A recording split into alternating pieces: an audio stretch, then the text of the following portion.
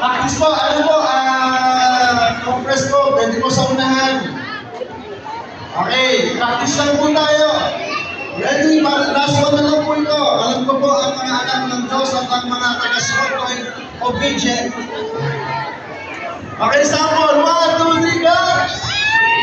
Happy birthday!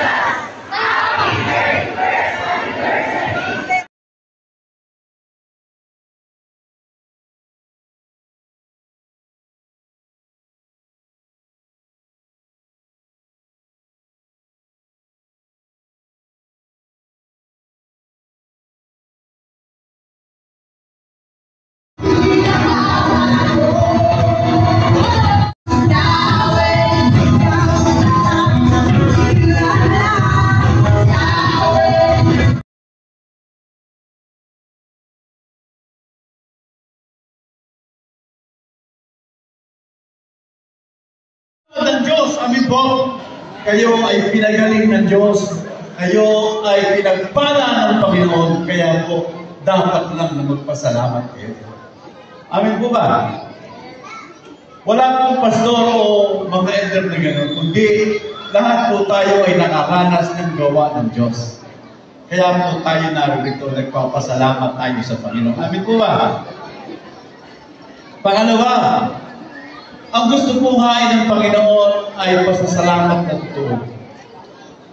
Pagka totoo may naranasan ka sa Panginoon, pumipigit ka pa. Dinadala mo ng buti kung gaano kabuti ang Diyos. Pangalawa po, ang gusto ng Panginoon ay yung pangakong totoo. Hello? Pangakong totoo. Kinasasabikan at iniintay ng Panginoon, tayong lahat na narito ngayon ay mangako sa Panginoon. Na sa darating na taon, magdadala tayo ng kaluluwa sa Kanya. Amin po ba? Pangako. Yung pangako tinutupad. Hindi po yung pangako lang na kwento lang. Ito po mga taong ito na nasa harap ninyo na tinawagan po natin ang pansin ay isang bagay na napakasarap ihain sa Panginoon na sila po ay ihahandog natin sa Panginoon sapagkat sila po ay kaluluwang dapat na makaranas ng pangako ng Diyos. Amin po ba? Yan po ang hinahanap-hanap ng Panginoon. Kaya po sa umagang ito, sa hapon ito, huwag po natin kayaan na matapos ang hapon ito na hindi natin nabigyan ng tamang pasasalamat ang Diyos. Amin po ba? Huwag tayong lalabas na hindi tayo nangako na hindi natin gagawin. Mahirap nang magdala ng isang kaluluwa sa isang tao. Hello? Andyan po ba kayo? Isang kaluluwa lang, isang taon, napakahina po nun. Tama po ba? Pero napakalaki sa kaharian ng Diyos ang isang kaluluwang nagbabalik loob sa Panginoon. Gaano pa kaya ang mga taong ito na ngayon mong taon ay nagkaroon po ng pagkarinig ng mabuting balita? Sobrang kagalakan sa langit nagaganap sapagkat ito po yung mga taong pinalalapit ng Panginoon para po magkaroon ng katagumpayan sa Panginoon. Amin po ba? Yan po yun. Pangatlo po, yung pagpupuring ko at pagsamba sa Panginoon. Hinahanap ko yun. At nakikisa po siya sa 3 dekada at 1 taon na pananampalataya ng ating mahal na simbahan. Sana po ay marami pa pong anibersaryo ang dumating para po sa inyong lahat. Maraming salamat po sa inyong mga panalangin, pagtugaygay, paggabay, at pagmamahal sa dakilang lalawigan ng Bulacan, higit lalo sa ating mahal na punong lalawigan. Asahan niyo po na sa kanyang huling termino ay mas lalo pa niyang pag-iibayuhin at mas lalo pa niyang pagbubutihin ang paglilingkod sa bawat mamamayang Bulakenyo.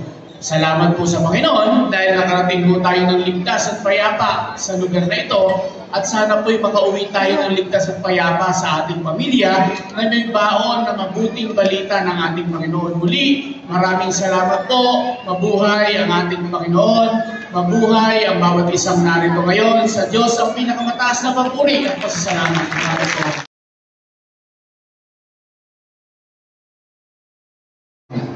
Ang tumawag sa iyo namin pinagkakabili sa pagkakarapat natin sa ibig na sa tuwang namin pagpapatuloy yung misyon sa iyo. Salamat po sa pangalan ng Jesus. Amen. Amen.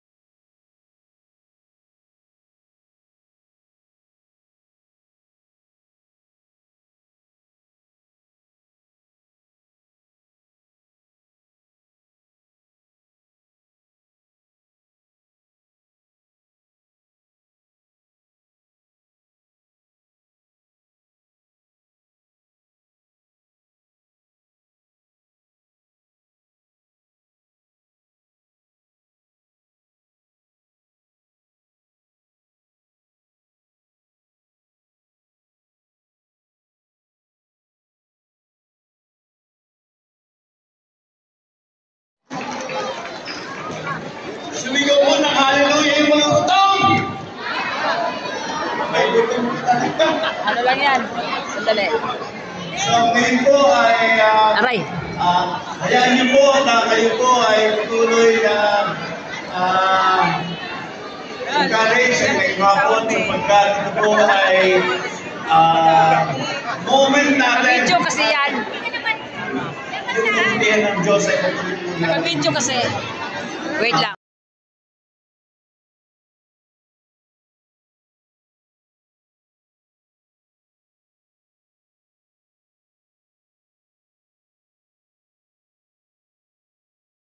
Sa ating lahat, mapagpalang umaga po. Good morning po. Good morning. Good morning, gising na gising, buhay na buhay pa rin po tayong lahat. No? Isang karangalan po ang makasama kayo sa isang espesyal na okasyon po na ito bilang kinatawan po ng ating Vice Governor Alex Castro. Ang ating Vice Gov po, pagkamata nais man po niya na personal po kayo makasama sa inyo pong founding anniversary ay humingi po siya ng paumanhin sapagkat hindi niya po yun magagawa po mga po ng kanya pong prior commitments. Pero gayon pa man po, gusto po niyang ipaabot yung kanya pong pagbati sa inyo pong lahat, sa ating pong mga pastor, sa ating pong mga panauhin, sa mga miyembro po ng ating church, ngayon pong inyong 31st anniversary. Alam niyo po, hindi po biro ang magpanatili ng isang samahan ng ganito katagal. Kaya naman po malaki po ang pasasalamat po ng ating Vice Gov dahil patuloy po ang inyong po pananampalataya, patuloy po ang inyong pakikiisa at syempre po patuloy po ang inyong pagsisilbi hindi lamang po sa Panginoon kundi po sa inyong mga kapwa. Kaya palakpakan niyo po ang inyong po mga sarili. No? At sa inyong po mga 31st year anniversary, dalangin po ng ating Vice Gov ang patuloy po nakatatagan po ng ating pananampalataya. Napakaganda po ng mensahe kanina, no? Sobrang empowering po at talagang sana po maipagpatuloy natin yung pagpapakala po natin ng mabuting balita, mabuting gawa at patuloy po ang pagpapalakas ng ating pananampalataya sa ating Panginoon. Muli po, happy 31st anniversary po. More anniversaries to come. Sana po hindi na po ito yung huling anniversary na makasama din namin kayo. At mabuhay po kayong lahat. Maraming salamat po. Magandang umaga po.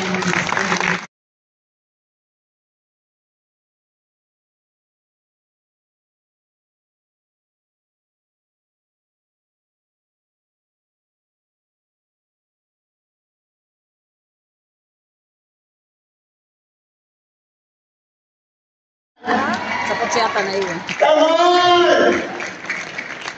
In our 31st, Jesus first! Come on! Nandiyan ka ba? You know, kung ganito ang disciple, ganoon kaya ang Jesus niya? Napaka-understanding eh. Napaka-mapagpatawad. Napaka-mapagbigay. Siguro ganun din yung Jesus niya. At kung bakit ganun ko tanto dahil kay Jesus, so, lalagpas na ako dun sa first stage. Tutuloy ako sa second stage na makikita ko si Jesus. Kasi hindi lang ako ganito. Alam ko, one day gagamitin din ako ng Panginoon tulad na itong leader ko na ginamit din siya para sa akin. Come on! Come on! Not senior pastor, kundi si Jesus ang maitaas. Amen. Hindi ang pangalan ng Versilia, hindi ang pangalan ng sino, kundi pangalan ni Jesus. Amen. Letter C. The mission is clear. Lead people to Jesus. Reflect Jesus daily. Come on, your life is the first Bible na babasahin nila. Come on. Mas una nilang nakikita ang buhay mo bago ka. Kasi hindi ka na sa church, hindi ka na sa life group para sa attendance. Hindi para magparami, kundi magbago. Amen. Ang mga pastor, sa mga leader, sa mga cell leader, sa mga life group, hindi ang magpapago, hindi magpapakahirap para lang ikaw kayo maakay for attendance. Na kapag malapit na yung anniversary, talahatak tayo, kasi pa kailangan makita, tayo ang marami. Hindi yun yung dahilan kung bakit kayo inaakay dito. Inaakay ka kasi gusto ng mga tao yan na personal mo ma-encounter si Jesus. Sapagkat na-encounter natin si Jesus, doon tayo nagbago. Come on! Amen! Amen. Doon tayo nagbago. Hindi tayo nagbago dahil sa galing magturo ng pastor. Hindi tayo nagbago dahil sa turo ng mga life group leader. Hindi tayo nagbago dahil sa galing nila mag-share. Nagbago tayo dahil nakatagpo natin si Kristo sa pangangaral nila. Come on! Amen! Si Jesus ang lahat ng dahilan